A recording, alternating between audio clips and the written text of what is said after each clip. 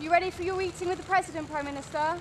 The PM says we've entered a dangerous new era, one that requires a new approach to defence. The government hopes increasing defence spending to 2.5% will signal to the US and Russia that Europe is taking its security seriously. But in a heated exchange in the Commons, critics argued the sums simply don't add up.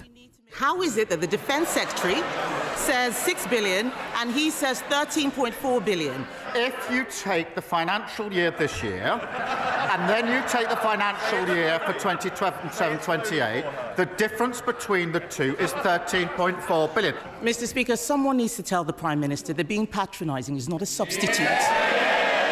Is not a substitute for answering questions.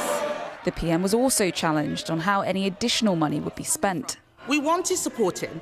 He's also said that we should put British troops on the ground in Ukraine. We haven't seen the detail of any proposals. Would his new spending plans allow him to fund this commitment effectively? That is extremely important, because the worst of all outcomes, if there's to be a cessation of hostilities, is that it is a short break rather than sustained and lasting peace. And I think that that means there's got to be security guarantees. The defence row follows mounting pressure from the US over the Ukraine war. Yesterday, Kyiv reportedly agreed the terms of a minerals deal with the US, which will see the two countries develop Ukraine's oil and gas resources. Officials hope the move could soften relations between President Zelensky and President Trump, who have clashed over ending the war. It's a very big deal. Look, it could be $1 trillion deal, it could be whatever, but it's rare earths and other things.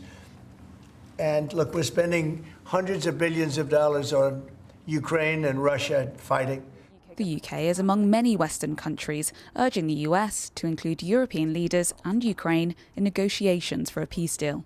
The most important thing is that President Trump delivers on his promise, which we support and the Ukrainians support, which is a durable peace.